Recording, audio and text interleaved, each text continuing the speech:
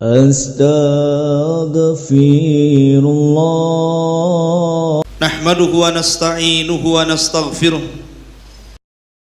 Wa na'udzu billahi min sururi anfusina wa sayyiati a'malina. Man yahdihillahu fala mudilla lahu wa man yudlil fala hadiya lahu. Asyhadu an la ilaha illallah wahdahu rabbi la syarika lahu wa asyhadu anna Muhammadan abduhu wa rasuluhu alladzi la nabiyya ba'dahu. Qala Allahu azza wa jalla fi muhkami tanzilihi ba'da a'udzu billahi minasy syaithanir rajim. Ya ayyuhalladzina amanu taqullaha haqqa tuqatih wa la tamutunna illa wa antum muslimun. Fa inna asdaqal hadithi kitabullah wa khairal huda huda Muhammadin sallallahu alaihi wasallam wa syarrul umuri muhdatsatuha wa kullu muhdatsatin bid'ah wa kullu bid'atin dhalalah wa kullu dhalalatin finnar. Ma'asyiral muslimin, sidang jamaah Jumat yang dimuliakan Allah Subhanahu wa taala. Dimuliakan bukan karena kekayaannya, dimuliakan bukan karena pangkat ataupun jabatan, tetapi dimuliakan karena akhlak, iman dan takwanya kepada Allah Subhanahu wa taala. Salawat riring salam tak lupa saya haturkan kepada yang mulia alaihi salatu wassalam. Allahumma salli ala Muhammad wa ala alihi wa sahbihi wa man sara ala nahjihi ila yaumiddin. Ma'asyiral muslimin yang dimuliakan Allah Subhanahu wa taala, sebuah nikmat yang sangat besar bahwa di negeri kita ini memiliki pemimpin yang bisa mengurus rakyatnya. Karena kalau Anda bayangkan satu negara tanpa ada pemimpin, maka Anda bisa melihat negara-negara yang hancur gara-gara digulingkan pemimpinnya. Dan ketika itu Allah Subhanahu wa taala mencabut rasa aman pada daerah dan negaranya. Dahulu negara Irak, saya contohkan saja, negara yang sangat aman dan makmur, bahkan dikatakan minyaknya nomor 1 dunia, bahkan pohon kurmanya menghasilkan dengan berlimpah ruah buah-buahan, dan itu kenikmatan tidak ada pada negara-negara yang lainnya. Tapi lihat ketika Allah Subhanahu wa taala mencabut nikmat aman pada negara tersebut, jangan lagi cerita mengamalkan Islam, mencari sesuap nasi pun ketakutan. Ma'asyiral muslimin yang dimuliakan Allah Subhanahu wa taala, kita dihadapkan sebentar lagi akan memilih pemimpin negara. Tentu dalam Islam ada hal-hal yang ingin saya sampaikan, bagaimana Islam memilih pemimpin. Ketika Nabi SAW tepat pada tahun 11 Hijriah, hari Senin, bulan Rabiul Awal, Allah Subhanahu wa taala mengambil nyawa beliau. Ketika itu kesedihan meliputi kota Madinah. Bahkan Abu Bakar Siddiq radhiyallahu an sempat menenangkan kaum muslimin yang mereka tidak sadar, bahkan sebagian mereka mabuk karena tidak percaya kematian Nabi sallallahu alaihi wasallam. Dan Abu Bakar naik mimbar dan mengatakan, ayyuhan nas, man kana minkum ya'budullaha fa innallaha hayyun la yamut.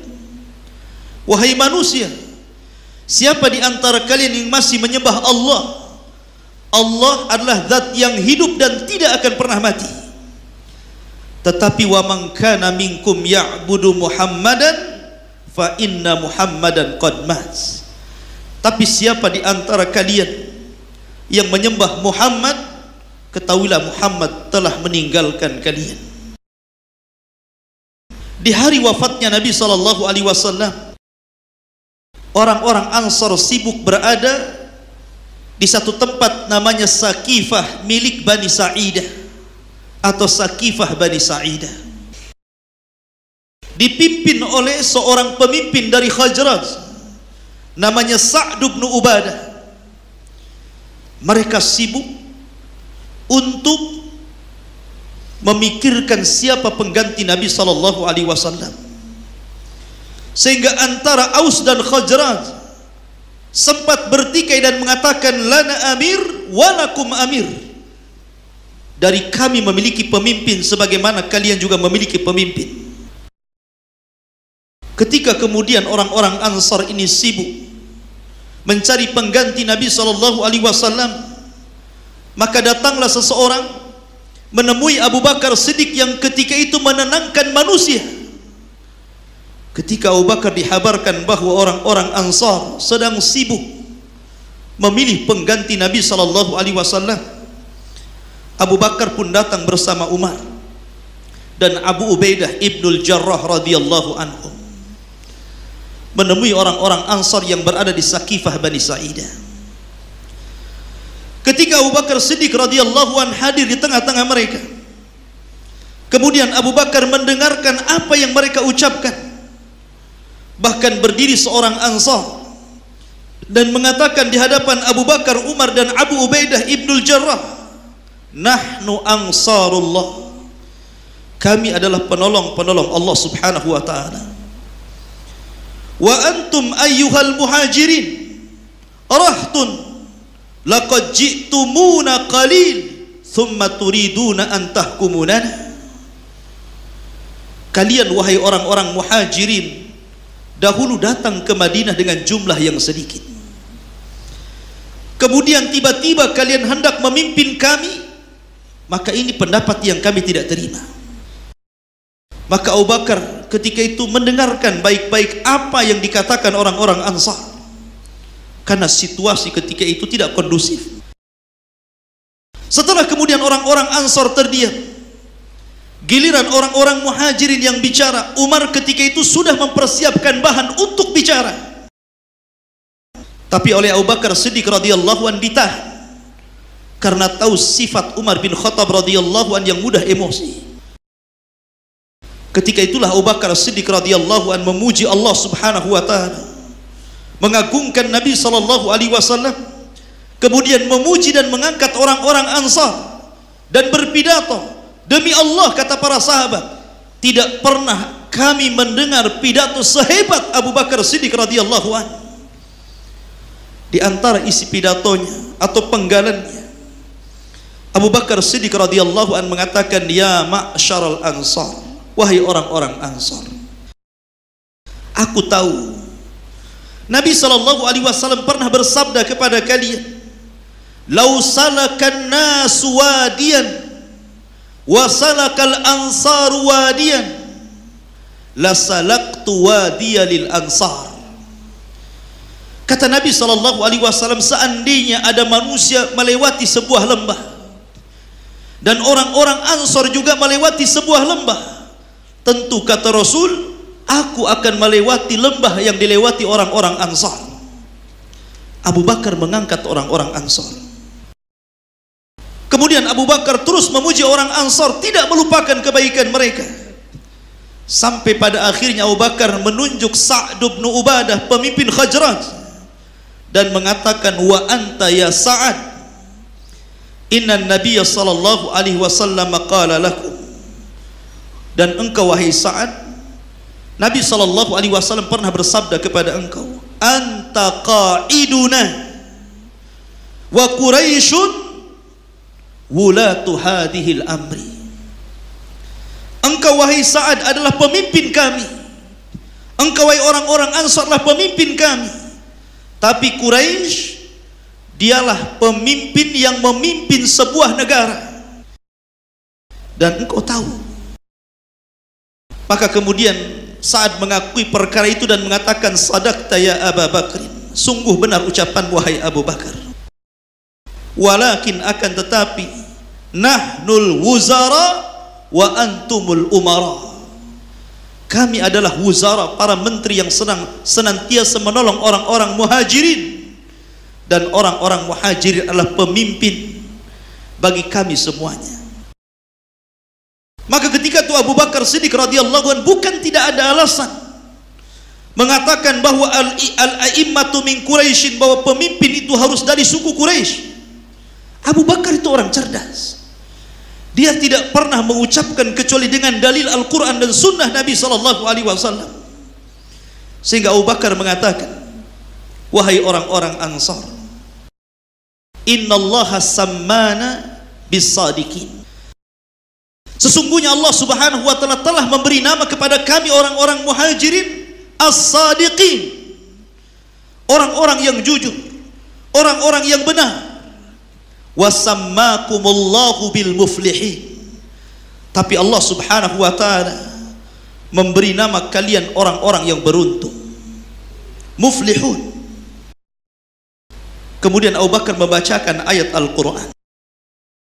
Allah mengatakan, lil fuqara'il muhajirin alladhina ukhriju min diyarihim wa amwalihim yabtaghuna fadlan minallahi wa ridwana wa yansuruna allaha wa rasulah ulaika humus sadiqun. Orang-orang fakir dari kalangan muhajirin yang mereka telah diusir dari rumah-rumah mereka, mereka tinggalkan harta-harta mereka karena hanya mencari karunia Allah dan keridhaannya. Mereka telah menolong Allah dan Rasulnya, maka mereka adalah orang-orang sadiqun, orang-orang yang benar, orang-orang yang jujur. Kemudian Abu Bakar melanjutkan ayatnya, walladzina tabawwa'ud dara wal iman min qablihim yuhibbuna man hajara ilaihim wala yajiduna fi sudurihim hajatan mimma utu wa yu'thiruna ala anfusihim walau kana bihim khasasah wa man yuqa syuhha nafsihi faulaika humul muflihun. Adapun orang-orang yang menempati kota Madinah dan kota keimanan setelah mereka beriman kepada Allah dan Rasulnya, siapa mereka? Orang-orang Ansar. Orang-orang Ansar ini mencintai orang-orang yang berhijrah kepada mereka, dan tidak pernah ditanamkan pada hati mereka adanya timbal balik kebaikan kepada orang-orang muhajirin, dan mereka senantiasa mendahulukan saudaranya walaupun mereka sendiri kesusahan. Maka barang siapa yang terpelihara dari sifat kikir, maka merekalah orang-orang muflihun, orang-orang yang beruntung. Kata Abu Bakar Siddiq radhiyallahu an, Allah memberi nama kami sadiqin dan Allah memberi nama kalian muflihin. Tapi lihat Allah berfirman, ya ayyuhalladzina amanu ittaqullaha wa kunu ma'as sadiqin. Wahai orang-orang yang beriman, bertakwalah engkau kepada Allah dan bergabunglah bersama orang-orang sadiq. Dari sini baru sadar orang-orang Ansar bahwa memang kepemimpinan ada pada orang-orang Quraisy, orang-orang sadiqin. Akhirnya kemudian Abu Bakar Siddiq radhiyallahu anhu memegang tangan Umar ibn Khattab, kemudian tangan kirinya memegang Abu Ubaidah ibnul Jarrah. Kemudian Abu Bakar mengatakan, laqad raditu bi ahadi rajulaini, demi Allah aku telah ridho dengan dua orang ini, maksudnya Umar dan Abu Ubaidah ibnul Jarrah. Fakhtaru ahadahuma, pilih di antara satu dari keduanya, mana yang layak menjadi pemimpin kita. Karena Abu Bakar tidak hendak jabatan. Dia teringat dengan sabda Nabi SAW, siapa yang menghendaki jabatan, jangan kau berikan jabatan. Akhirnya kemudian Umar mengatakan, demi Allah tidak mungkin aku menjadi pemimpin yang rakyatnya di dalamnya ada Abu Bakar Siddiq radhiyallahu anhu. Akhirnya Umar pun memegang Abu Bakar dan berbaiat, kemudian disusul oleh orang-orang Ansar, dan ini baiatul khas, baiat yang khusus, yang dilakukan oleh ahlul halli wal aqdi. Kemudian di sana ada baiat umum yang kemudian diikuti oleh orang-orang muhajirin dan ansar. Ma'asyiral muslimin yang dimuliakan Allah Azza wa Jalla, dari sini kita tahu bahwa pengangkatan Abu Bakar menjadi khalifah, menjadi pemimpin kaum muslimin, dengan berkumpulnya ahlul halli wal aqdi, para pakar, orang-orang yang cerdas, berkumpul dari orang-orang muhajirin dan ansar. Kemudian mereka sepakat menjadikan Abu Bakar Siddiq untuk menjadi khalifah kaum muslimin. Begitulah Islam memilih pemimpin. Kemudian ketika Abu Bakar Siddiq radhiyallahu an meninggal dunia, ada yang mengatakan sebab meninggalnya karena mandi tengah malam di musim dingin untuk qiyamul lail. Sebab itulah Abu Bakar kemudian sakit. Ketika itulah Abu Bakar Siddiq radhiyallahu an memanggil Utsman bin Affan radhiyallahu an, yang kala itu Utsman adalah sekretaris Abu Bakar Siddiq radhiyallahu an. Kata Abu Bakar, "Wahai Utsman, rasa-rasanya detik wafatku sudah dekat. Kuwasiatkan kepadamu, uktub, tulislah, bahwa tidak ada khalifah yang pantas untuk menggantikan diriku melebihi Umar ibn al-Khattab radhiyallahu an." Catat, Umar ibn al-Khattab. Akhirnya kemudian setelah Abu Bakar Siddiq radhiyallahu an meninggal dunia, tidak ada yang tahu bahwa khalifah penggantinya adalah Umar. Bahkan kaum muslimin tidak ada yang tahu. Bahkan Umar sendiri tidak tahu bahwa dia akan jadi khalifah. Yang tahu hanya Abu Bakar dan Utsman saja. Karena itu bentuknya wasiat. Maka kemudian setelah Abu Bakar meninggal, Utsman pun mengumpulkan pakar-pakar, kemudian membacakan wasiat Abu Bakar Siddiq radhiyallahu an, amma ba'du. Adapun setelah itu, maka Abu Bakar Siddiq radhiyallahu an telah berwasiat kepada kita bahwa orang yang berhak menggantikan khilafah setelah Abu Bakar Siddiq radhiyallahu an adalah Umar ibnil Khattab. Dan itu cara yang kedua, bagaimana memilih pemimpin, dengan cara mewasiatkan khalifah dulu kepada khalifah yang baru. Dan tentu dia yang paling paham dengan siapa yang menggantikan posisinya. Abu Bakar memiliki kerabat, memiliki anak-anak, tapi Abu Bakar tidak memilih kerabat dan anak-anaknya karena memang tidak ada yang layak untuk menjadi pemimpin kecuali orang yang sanggup memimpin rakyat. Maka kemudian dipilih Umar bin Khattab radhiyallahu anhu. Ma'asyiral muslimin yang dimuliakan Allah Azza wa Jalla, ketika Umar bin Khattab berkuasa 10 tahun, kemudian pada waktu ketika Umar salat subuh kemudian ditikam oleh seorang majusi namanya Abu Lu'lu al-Majusi, yang sekarang kuburannya diagung-agungkan oleh orang-orang Syiah Rafidah. Ketika itulah Umar bin Khattab berangan-angan, kalaulah Abu Ubaidah ibnul Jarrah masih hidup, kalaulah Mu'ad ibn Jabal masih hidup, kalaulah Salim Maula Abi Khudaifah hidup, tentu aku akan pilih satu di antara 3 orang yang mulia ini. Tapi sayang mereka sudah meninggal sebelum Umar bin Khattab radhiyallahu anhu meninggal. Maka pada detik-detik wafatnya Umar bin Khattab, kemudian memerintahkan untuk berkumpul 6 orang dari 10 orang yang dijanjikan masuk surga. Kata Umar bin Khattab, atrukukumul khilafata ala sid wa qad mata an-nabiy sallallahu alaihi wasallam wa anhum radin. Kata Umar bin Khattab, sungguh aku tinggalkan perkara khilafah ini kepada 6 orang yang ketika Nabi sallallahu alaihi wasallam meninggal, Nabi ridho kepada mereka. Ya, karena tidak ada manusia yang paling dicintai Nabi sallallahu alaihi wasallam kecuali 10 orang yang dijanjikan masuk surga. Siapa mereka? Berkumpullah ketika itu Ali bin Abi Thalib, Utsman bin Affan, Abdurrahman ibn Auf, Zubair bin Awwam, Sa'd bin Abi Waqqas, kemudian Talha bin Ubaidillah. Mana yang 2 orang, Abu Ubaidah ibnul Jarrah dan Sa'id ibn Zaid. Adapun Abu Ubaidah tidak berkumpul pada 6 orang karena dia sudah meninggal dunia. Adapun Sa'id ibn Zaid tidak dimasukkan pada 6 orang karena dia adalah kerabat Amirul Mukminin Umar ibn Khattab. Dia suami daripada Fatimah, adiknya Umar ibn Khattab radhiyallahu anhu.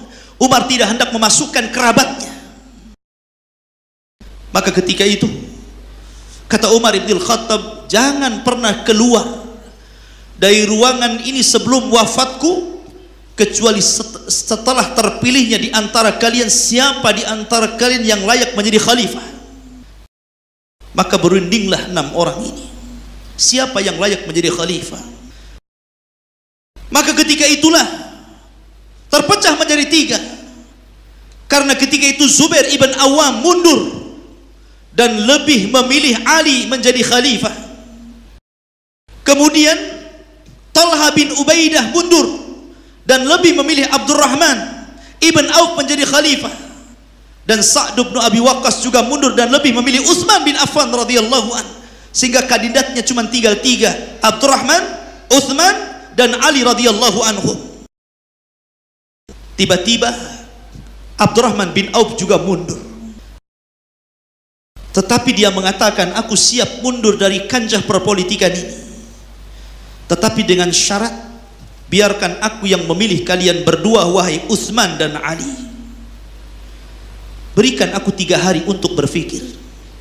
Akhirnya sepakat semuanya bahwa keputusan di tangan Abdurrahman bin Auf radhiyallahu anhu. Selama 3 hari Abdurrahman bin Auf tidak tidur.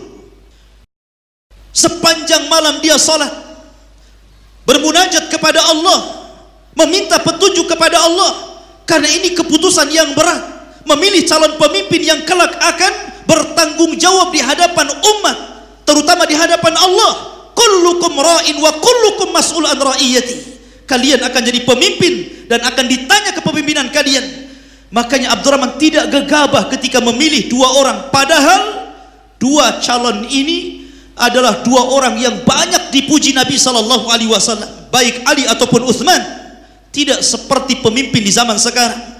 Kalau pemimpin di zaman dulu yang satu baik, yang satu baik sekali, tapi pemimpin di zaman sekarang yang satu buruk dan yang satu buruk sekali. Ma'asyiral muslimin yang dimuliakan Allah azza wajalla. Tapi tetap Abdurrahman harus bertanya-tanya kepada seluruh manusia, sehingga dia mengatakan, wallahi demi Allah, ma taraktu baitan min buyutil muhajirin wal ansar.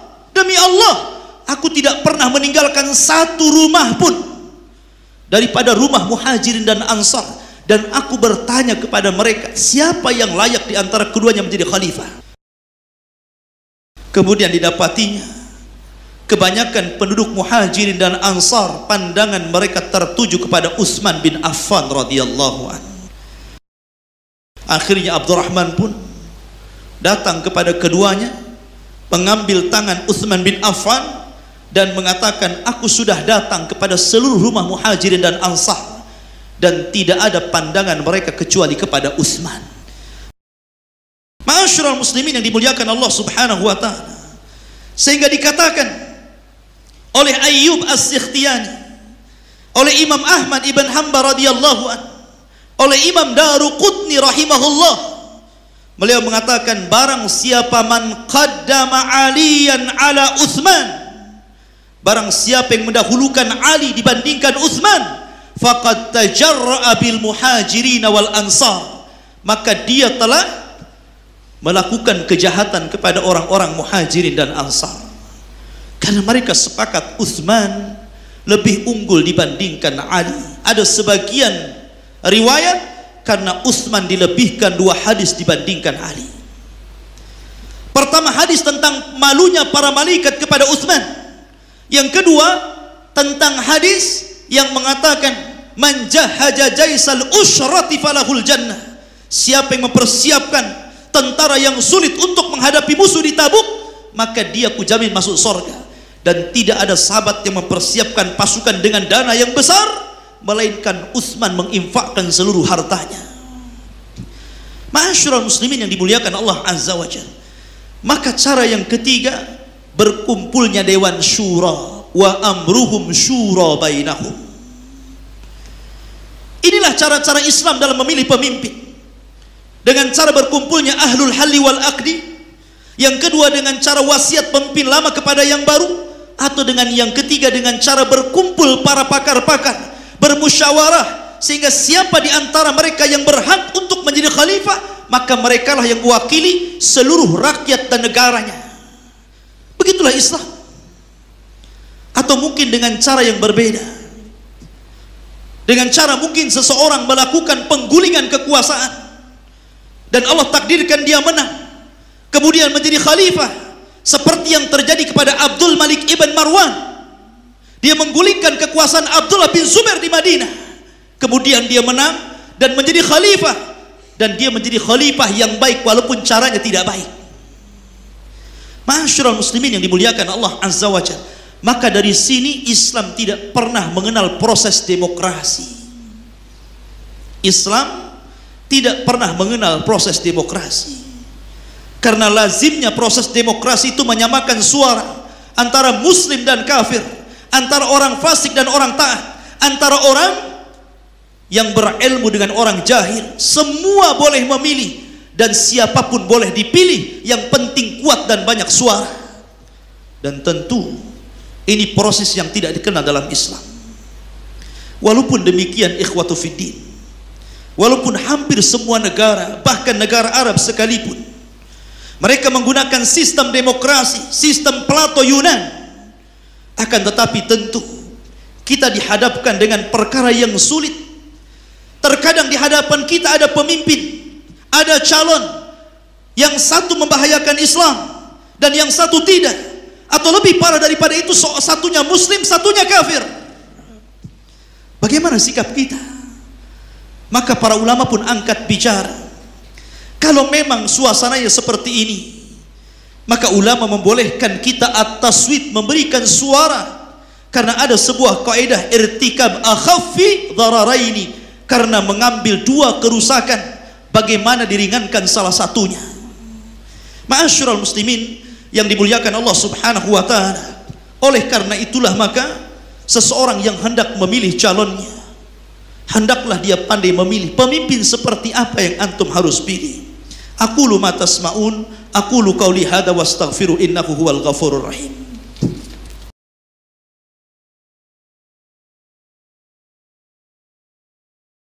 Bihamdillahi wassalatu wassalamu ala rasulillah, wala haula wala quwata illa billahi wa ba'du.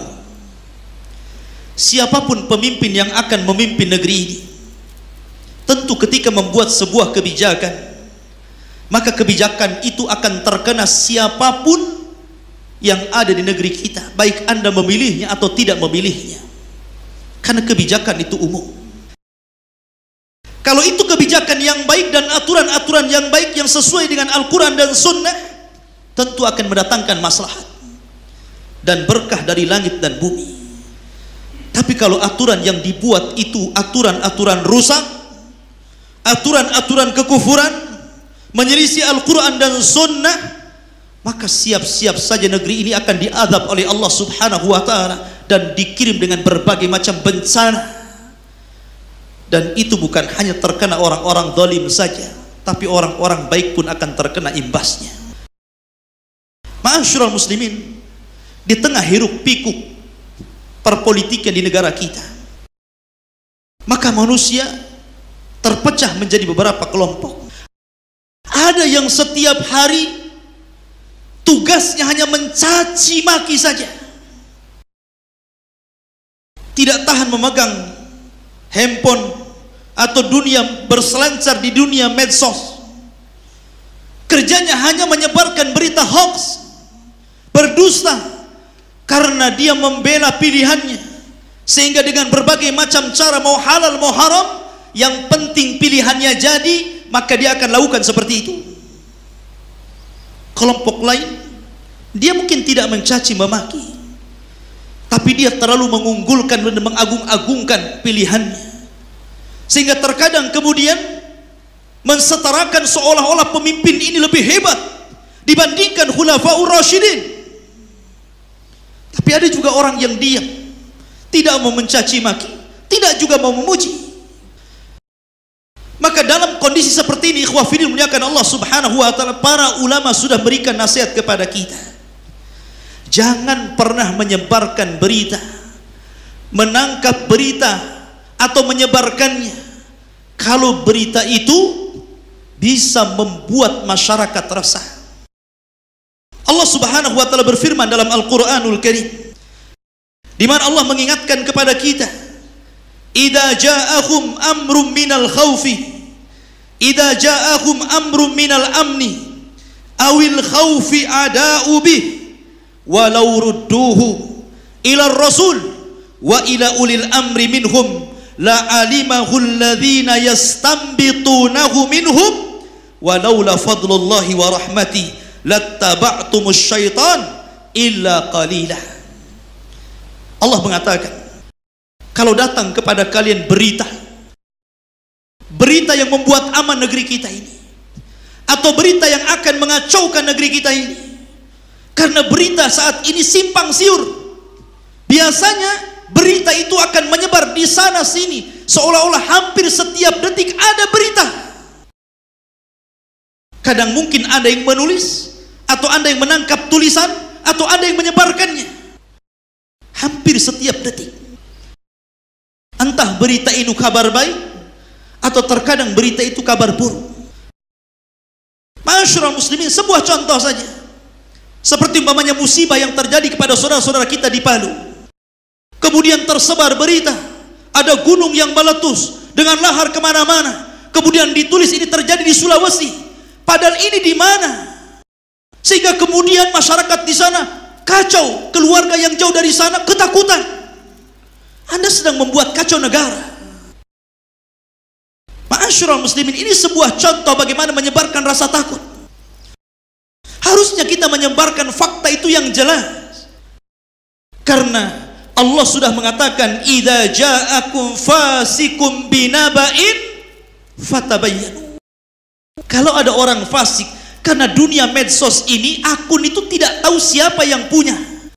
Apakah dia seorang mukmin, apakah orang kafir, ataukah orang fasik? Berita yang menyebarkan ini apakah orang baik atau orang jahat? Karena berita hoax saksi ini, subhanallah, ini sudah menyebar di mana-mana. Lihat bagaimana Nabi Shallallahu Alaihi Wasallam menghadapi berita hoax. Ketika Aisyah radhiyallahu anha dituduh oleh munafikun berzinah dengan Mu'attil ibn Dakwah, sehingga berita perzinahan Aisyah ini menyebar, seluruh kaum muslimin kacau. Tapi Nabi Shallallahu Alaihi Wasallam tidak hendak mengacaukan dan membuat kerusuhan, karena Rasul tahu siapa Aisyah radhiyallahu anha. Dia hanya diam, meneliti, melihat, mencari akar berita, menunggu wahyu, sampai akhirnya Allah Subhanahu wa taala turunkan suratul Nur dan mendustakan berita itu. Tapi berita itu sudah menyebar ke sana kemari sehingga menyakiti Rasul dan keluarganya. Ma'asyiral muslimin yang dimuliakan Allah Subhanahu wa taala, maka Allah mengatakan, apabila datang kepada mereka sebuah berita, apakah itu berita baik mengenai keamanan negara, ataukah berita yang kemudian menyebarkan rasa takut sehingga akan mengacaukan negara? Ada ubih, mereka menyebarkannya. Walau rudduhu, kalaulah mereka mau mengembalikan berita itu, bertanya kepada Rasul, mungkin Rasul sudah tidak ada, tapi wa ila ulil amri minhum, kepada para ulama, kepada orang-orang yang berwenang, tentu mereka akan tahu jalan solusinya. Tentu negara ini tidak rusuh. Ma'asyiral muslimin yang dimuliakan Allah, kalau memang Anda tidak setuju dengan pimpinan pertahanan saat ini, atau Anda tidak setuju dengan calon yang akan kemudian berlanggang dalam dunia perpolitikan, tidak perlu Anda mencaci maki, tidak perlu menyebar hoax, karena semua berdasarkan takdir Allah. Walaupun satu Indonesia ini berprediksi si fulan pasti jadi, karena mungkin menguasai media, atau mungkin karena banyaknya pendukung di dunia sosial media. Ikhwan, kalau Allah tidak berkehendak, tidak mungkin dia jadi. Tu'izzu man tasha wa tudhillu man tasha. Allah yang mengangkat orang, Allah juga yang menjatuhkannya. Semua takdir.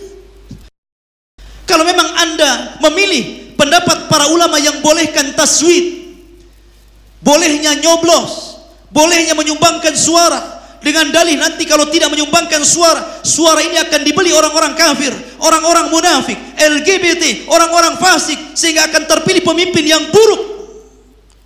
Tidak perlu kemudian Anda berkampanye menjelek-jelekan paslon satu dengan yang lainnya. Cukup nanti pada saatnya Anda masuk, Anda coblos, tapi ingat, Anda akan dipertanggungjawabkan di hadapan Allah ketika salah memilih.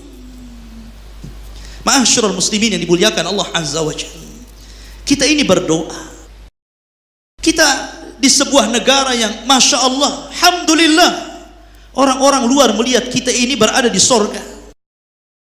Karena negara kita ini aman, negara kita ini damai. Padahal negara ini beragam macam agama, ras dan golongan, tapi Allah subhanahu wa ta'ala berikan kedamaian. Maka nikmat aman disyukuri ikhwan. Tidak perlu kemudian kita buatkan kerusuhan, karena berawal dari lisan dan tulisan, berakhir dengan pertumpahan darah. Ma'asyiral muslimin yang dimuliakan Allah Azza wa Jalla, maka pilih pemimpin yang pertama, lihat solatnya. Kata Imam Ibnul Qayyim rahimahullahu ta'ala, seorang pemimpin harus dilihat dari solatnya, karena solat mencerminkan takutnya dia kepada Allah subhanahu wa ta'ala dan dekatnya dia dengan Allah subhanahu wa ta'ala. Yang kedua, lihat bagaimana perjuangan terhadap sunnah Nabi sallallahu alaihi wasallam. Apakah dia berusaha untuk mencontoh Rasul dalam tutur katanya, dalam kesehariannya, dalam memimpinnya, dalam mensejahterakan rakyatnya? Siapapun bisa berjanji, karena biasanya pemimpin kalau tidak berjanji tidak mungkin dipilih. Tapi lihat juga kita di antara mungkin ini jelek sekali.